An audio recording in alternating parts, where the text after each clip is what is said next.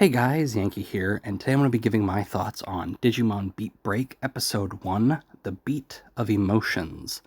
Um, so it's been 2 or 3 years since Digimon Ghost Game ended, so it's been a while since we've had a Digimon anime, and Ghost Game was very episodic. Each episode was kind of standalone, little things here and there might carry over, but for the most part, pick up an episode, you get a full story, and you can just sort of move on. Right off the bat with this first episode, they make it clear that this is going to be more serialized. Our first villain for our main character isn't even defeated. It sort of ends on a cliffhanger with our main character Tomoro, Gekomon, like kind of teaming up, getting ready to fight. So we don't even get like a resolution to that. So right off the bat, it tells you what you're in for. More serialized Digimon, which I know a lot of people didn't like the episodic format for Ghost Game. I liked it, and I still haven't finished that show. I still got to get through the last like 10 or 12 episodes. But so we're getting something very different from that, with some similarity. We're also in like a sort of near future like Ghost Game. That seems to be the go-to for Digimon anime lately, I guess. So there's similarities in that, whereas Ghost Game, it was like, okay, here are holograms, that's how we blend in our Digimon.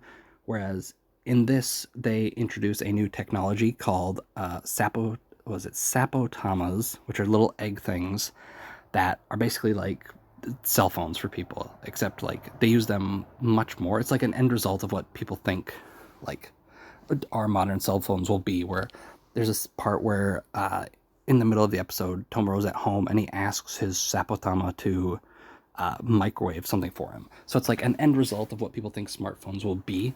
So we've got this near future where humans, right in the intro of this, we get like a quick rundown of the world. Again, kind of like Ghost Game, where we get like, I assume this will be every episode where it's like, all right, here's the world we live in.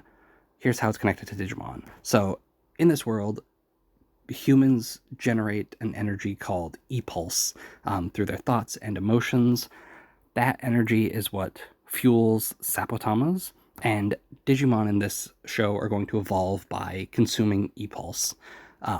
The first thing we get in this episode is a Digimon battle. So they start off strong, but it has nothing to do with our main character. They're setting up what was it called? It said it in the intro. Glowing Dawn, I think is what it's called, and it feels very much like Digimon Savers or Data Squad, where we have like a DATS equivalent, where we have this criminal with a Fun Beamon. He stole some watches and he's trying to escape, and we have Makoto and was it Chiropomon and Reina and Pristimon chasing him down. Pristimon gets an evolution right off the bat called Wolvermon. That's the only evolution like for our main cast that we get in this. Fun Beamon also evolves into Waspmon, and we get like a nice little battle between this criminal and his Waspmon and Wolvermon. And then there's another human character named Kyo, and he has like this big wolf Digimon. I don't know its name. I'm pretty sure they've released all the names for these Digimon and stuff, but I haven't really paid attention to any of the like marketing stuff for this, so I don't know what its name is. So apologies for that. But he's interesting looking. He's just like a big wolf man. But he easily takes out Waspmon, and we get like this interaction between Kyo and the criminal, where Kyo has like this. He seems nice, but when he was talking with this criminal guy, he was very, like, I don't know. It seemed like he had like a dark spot beneath that. So that's interesting. And that's all we get of Glowing Dawn in this episode. They're just in the opening section. And then, like, that was like 7 or 8 minutes. And then the rest of the episode is about our main character, Tenma Tomoro. He is, well, first of all, this comes a little bit later, but there's a part where we see him walking home, and we see sort of like the world we live in, where Tenma lives in this like flooded out area. There's like pieces of wood floating in the water so people can walk to their houses. And a little bit before that, we see an area of the city which is a giant egg, and it's called the Shangri-La Egg. So, which is I guess there's a girl that talks about wanting to eventually move there. So we've got like like this class struggles thing going on in here with like rich people living off in that egg, while Tenma's living kind of in like a slums type area, which is interesting. And I also want to point out before we get too far into this, the Shangri-La egg was a few months ago. Digimon released info on like a new digital world, right? There's the main digital world with like the Royal Knights and stuff. There's, what is it, Iliad with the Olympus 13. And they announced this new digital world with like Asian inspired Digimon sort of ruling over it. And it is called Shangri-La. So before the show started, I remember seeing people speculate that Gekomon might evolve into a Digimon that'll be like based on a Asian god, and the Shangri-La egg sort of leads me to think that's probably true. So we get introduced to another character. She's only here to sort of show, I guess, something that like something that our main character is going to be struggling with throughout this. Her name is Hitomi. She is running late. Her Sapotama runs out of battery, and then she like drops it or something. Tenma picks it up and he charges it, but it messes up her thing, and so she's going to school, and you have to use your Sapotama for that.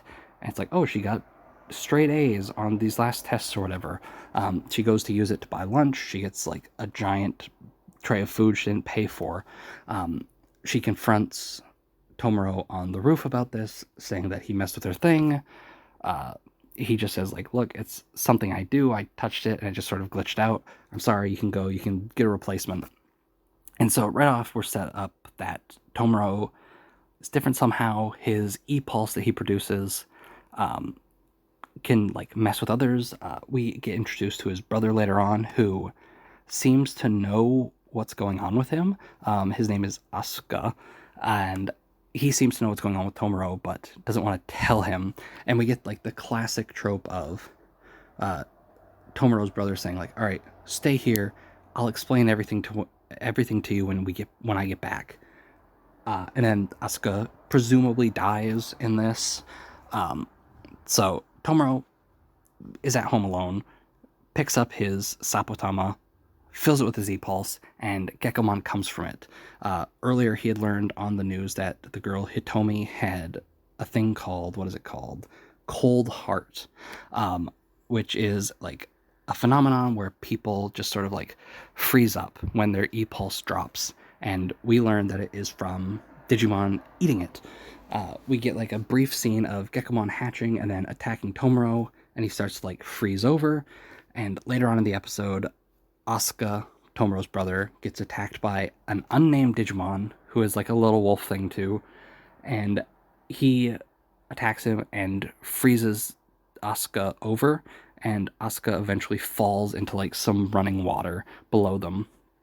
And this whole scene reminded me of I don't know if anybody here's watched it. They probably have if they're around my age. Power Rangers Lost Galaxy.